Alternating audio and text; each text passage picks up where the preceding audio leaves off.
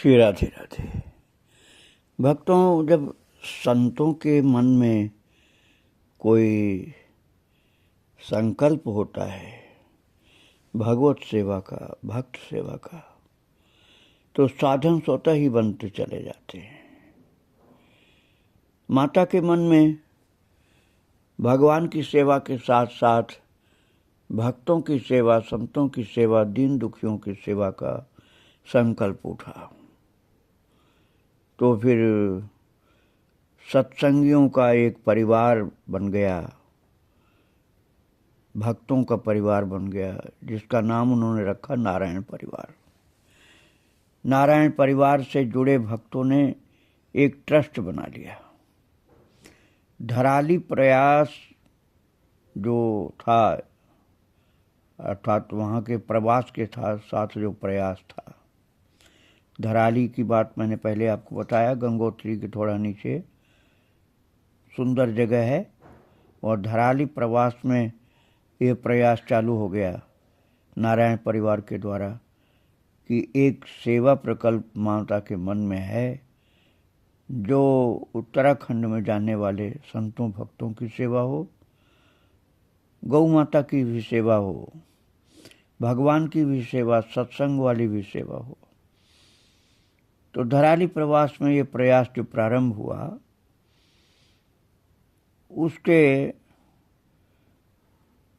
प्रारंभ में जो दान दक्षिणा सेवा के रूप में मिली, उससे उत्तर काशी के पास गंगोरी में 80 घाट के किनारे एक स्थान मिल गया, जिसमें पहले 2 कमरों का निर्माण हुआ था और फिर उसके बाद एक आश्रम का रूप दिया गया।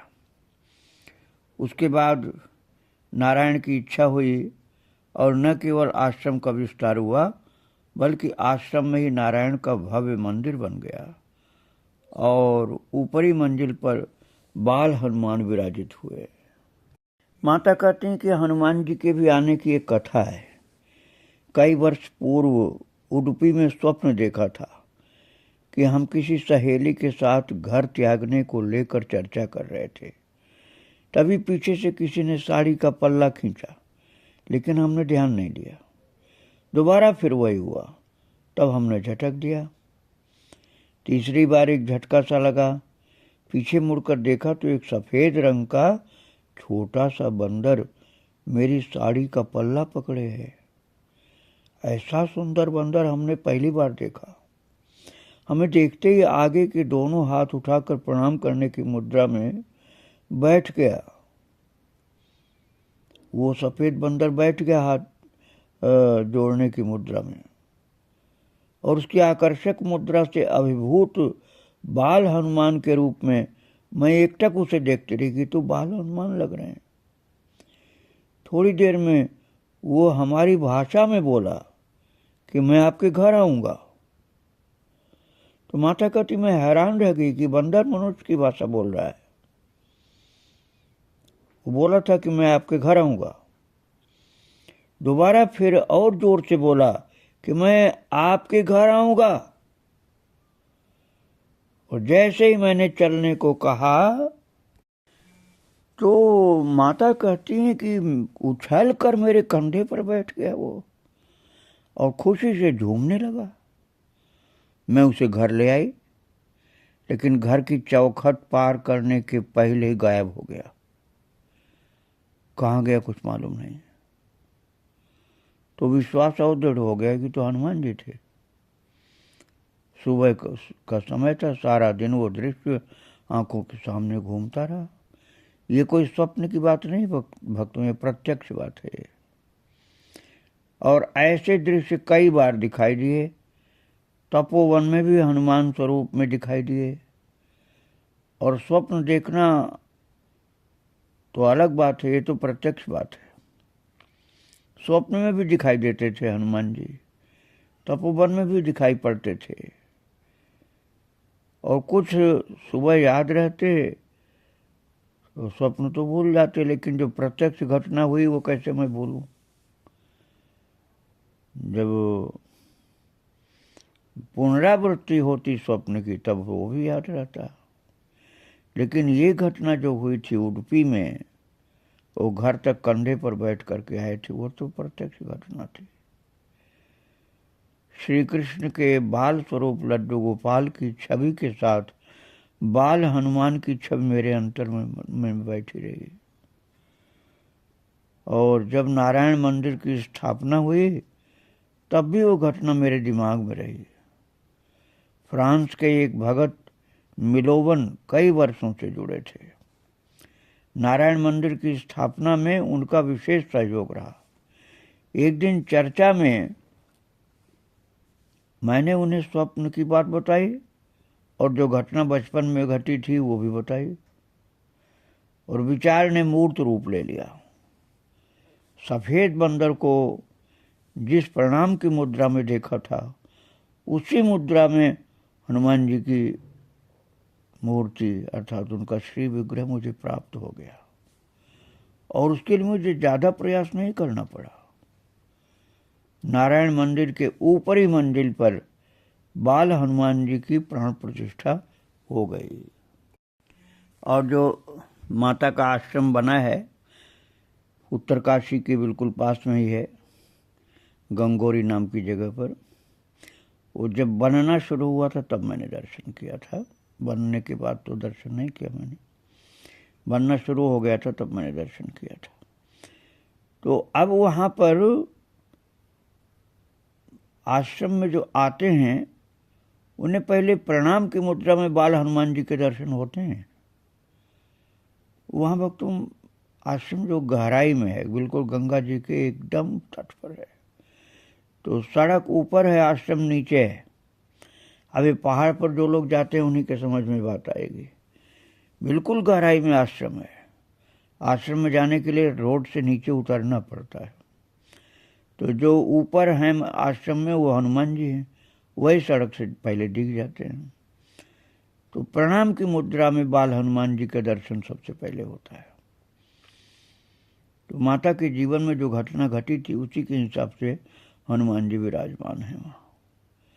गंगोरी आश्रम में भी प्रत्येक मंगलवार को माताएं कीर्तन करती हैं। जैसे पहले कीर्तन करती थी धराली में, जो लकड़ी का मंदिर था लाल बाबा का दिया हुआ, अब तो आश्रम बना हुआ है पक्का।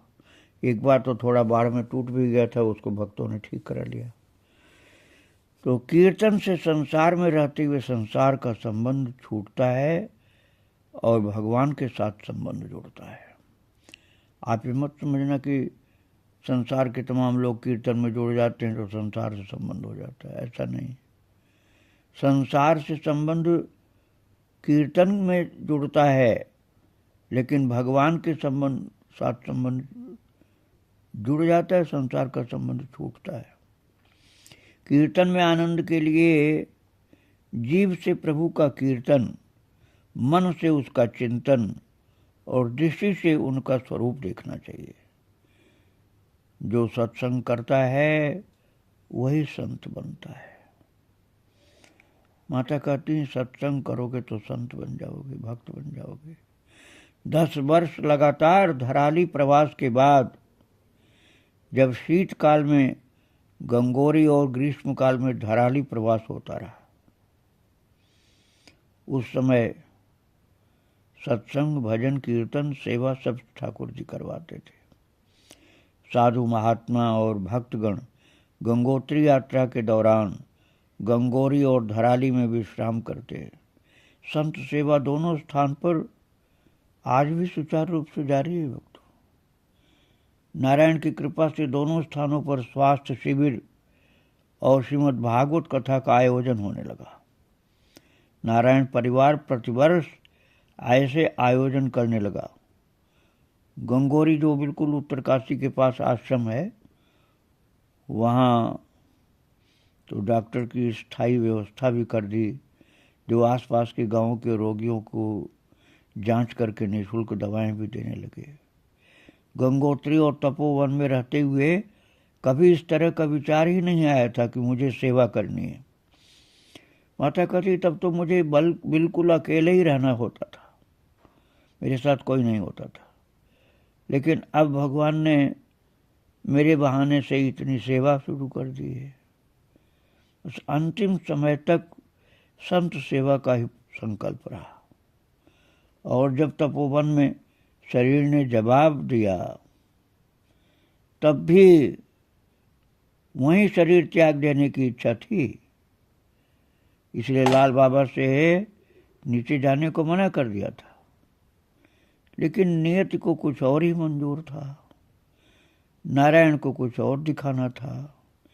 इसलिए शरीर जीर्ण शीर्ण अवस्था में भी तपोवन से हरिद्वार पहुंचा दिया गया था। तपोवन से जब माता लाई गई थी नीचे 9 वर्ष बर्फ में रहने के बाद, तो उस समय तो यही लोग समझे थे कि मर गई। डॉक्टरों की बड़ी मेहनत पर भगवान की इच्छा से फिर से जीवन जब चालू हुआ तो नया जन्म माना गया। शरीर तो वही था, लेकिन मरे के बाद जैसे जन्म मिला था। और नारायण को तो अपना परिवार बनाना था। माता कहती ये परिवार नारायण को बनाना था, सत्संगियों का परिवार जो सेवा में लग गया है।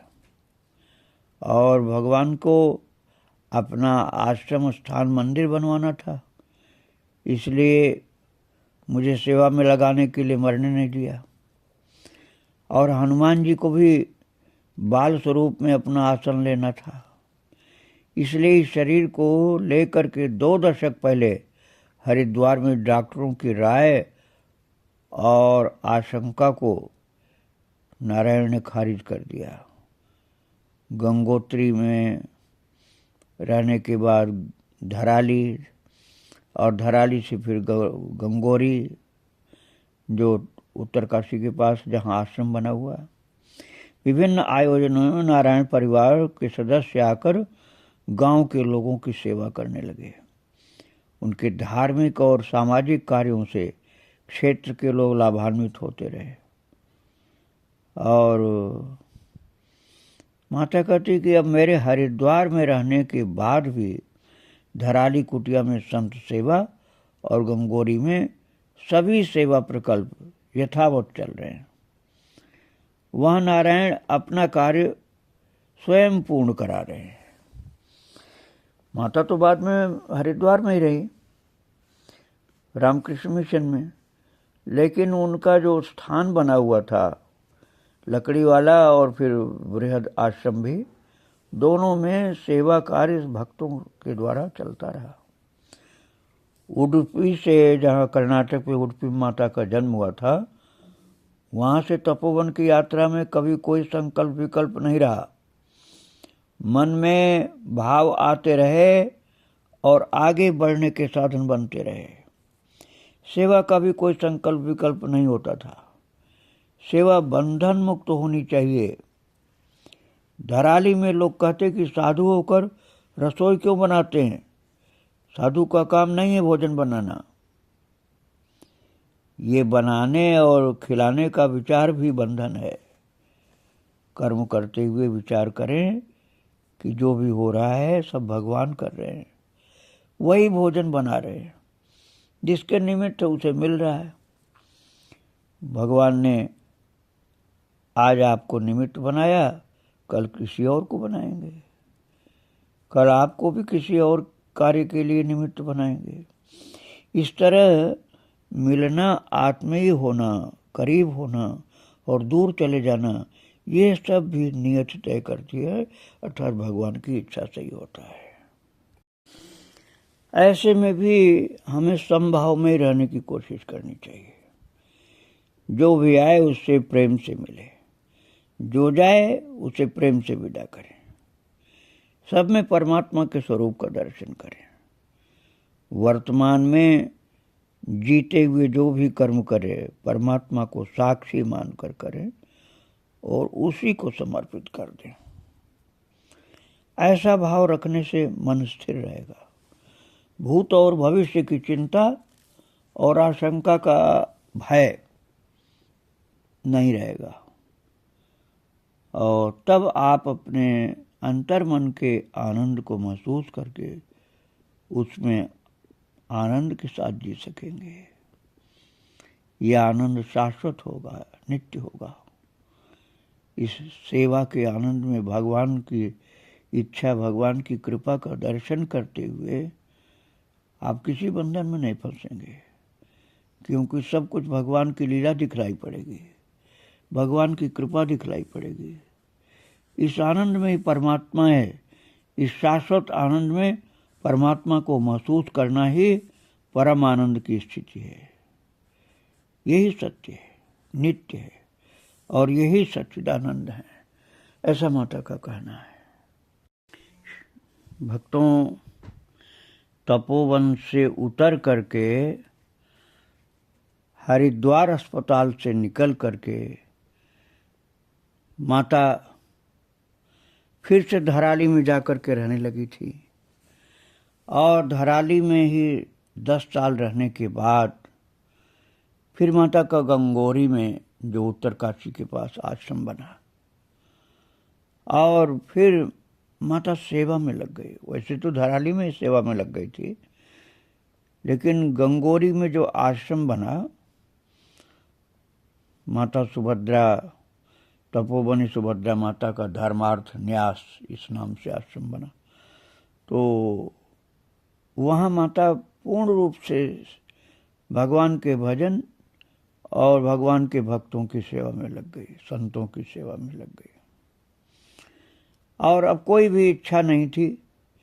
नारायण परिवार बन गया, अर्थात सत्संगियों को परिवार, सारी व्यवस्था वही लोग संभालते थे, माता को कुछ कहना नहीं पड़ता था। गंगोरी आश्रम और धराली की कुटिया में नियमित सेवा की व्यवस्था हो गई। धराली और गंगोरी दोनों जगह, कभी वहाँ कभी वहाँ माता रहती थी। गंगा के बिल्कुल किनारे दोनों ही स्थान हैं, और ठंडी जगह दोनों है। धराली में बर्फ पड़ती, गंगोरी में बर्फ नहीं पड़ती, बस इतना ही अंतर है। तो गंगोरी रहते हुए भी शरीर में थोड़ा श्वास की समस्या बनी रही। डॉक्टर के पास कभी कभी जाना आना होता था, कभी डॉक्टर आते थे, कभी चले भी जाते थे, कभी अस्पताल में, कभी आश्रम में। जब अस्पताल के ज़्यादा चक्कर लगने लगे तो एक दिन पतंजलि योगपीठ के आचार्य बालकृष्ण जी आए। उन्होंने कहा कि माँ, इतनी दूर से अस्पताल आने जाने की जगह आपके लिए नहीं ठीक रहेगा, इससे अच्छा हरिद्वार में आपकी कुटिया बना देते हैं। तब तक आप कनखल दिव्य योग आश्रम में आसन लगा लें। बालकृष्ण का शुरू से ही पुत्रवत सहयोग था। बात ये थी भक्तों कि तपोवन का वर्णन तो मैंने आपको सुनाई दिया, कितनी कठिन जगह है। गंगा मैया जहाँ से प्रकट होती हैं बर्फ के अंदर से, उसे गोमुख बोलते हैं। मैं वहीं तक गया हूँ, उसके ऊपर नहीं गया था, लेकिन उससे बहुत ऊपर जाना पड़ता है। ग्लेशियर पर कुछ दूर चलना, फिर उसके बाद खड़ी चढ़ाई पहाड़ की, उसके ऊपर तपोवन है। तो एक बार ये बालकृष्ण जो आचार्य हैं, ये महाराज गए थे एक बार तपोवन, और उनके साथ कुछ लोगों का एक ग्रुप था।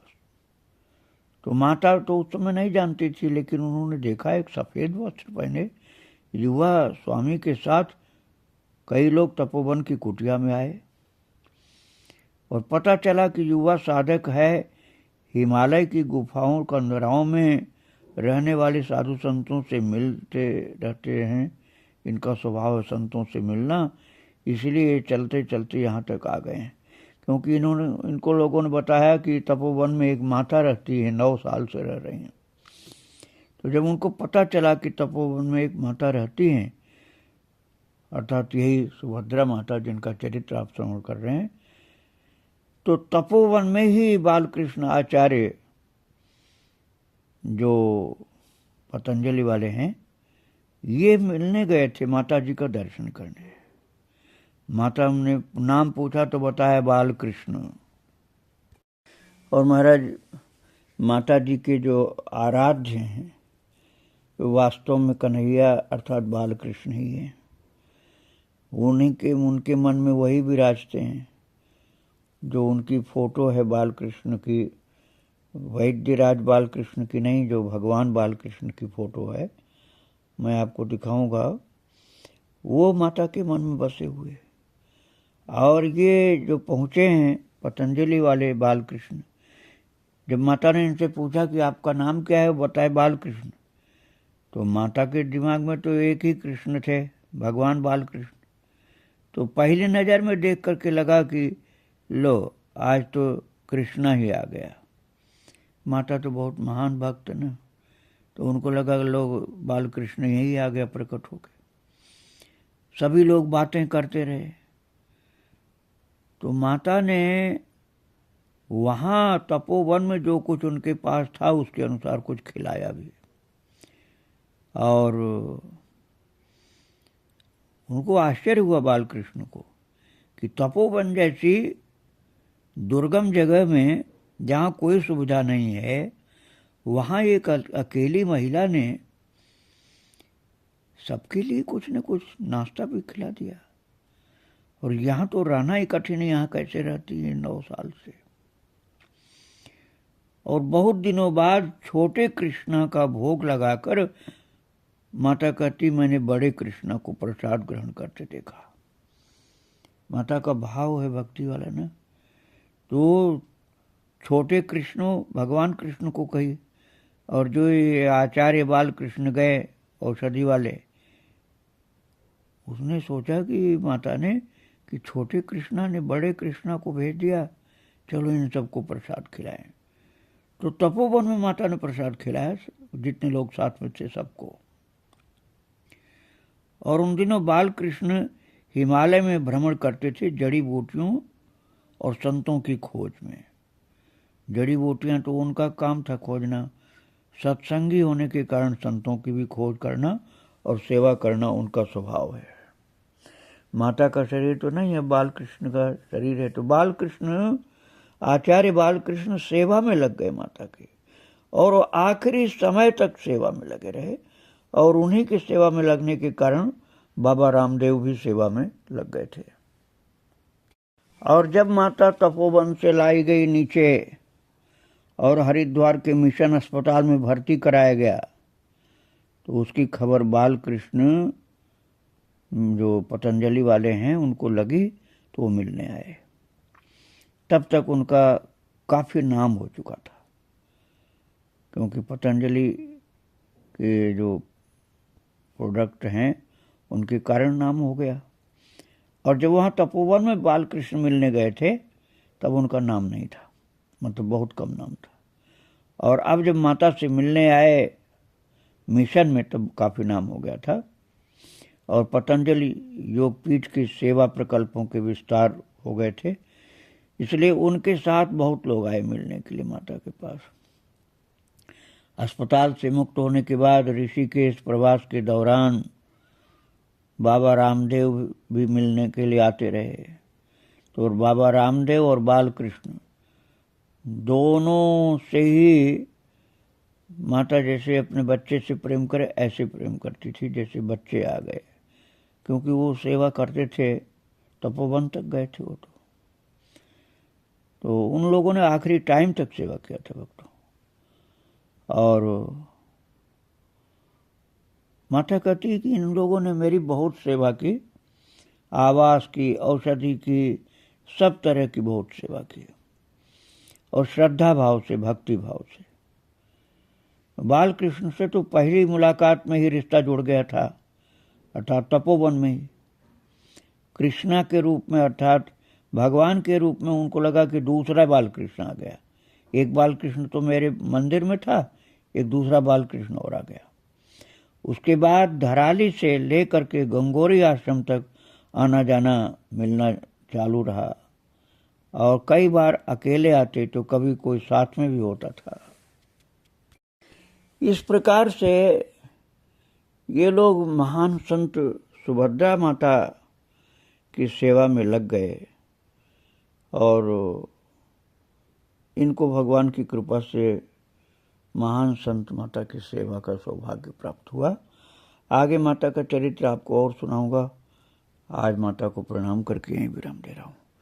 श्री राधे राधे, जय श्री राधे।